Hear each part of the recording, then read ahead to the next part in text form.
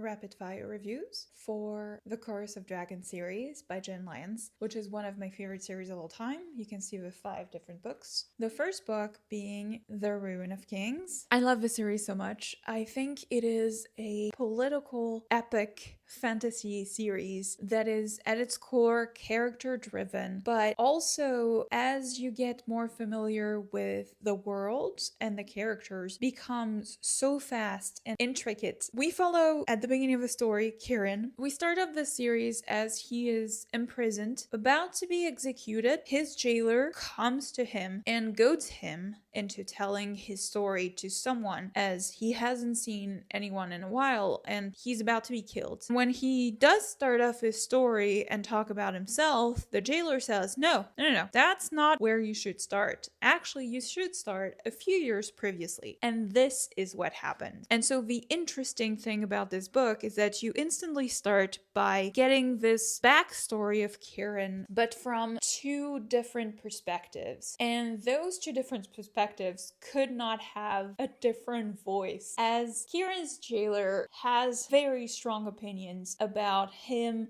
about his life. We also have a narrator because the whole conversation between Kieran and the jailer is actually recorded by this magical stone. And there is a person who presumably found this stone and wrote down this record of this time, and also couldn't help but add their own footnotes to explain their side of a story. And so we see this multi-layered story, but still centered on Kieran, who is a minstrel's son and a thief. And as we start the story, he is nearly killed, accosted by this demon who seems to know him, which is strange because he's just, a minstrel's son.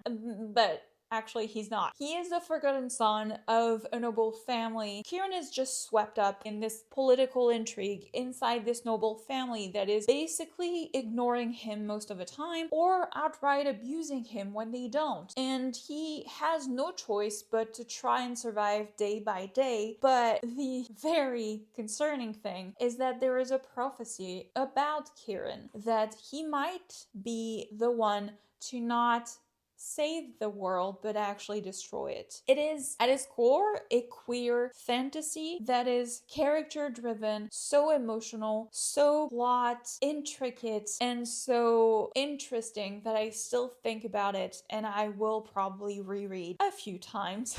Please consider picking this up.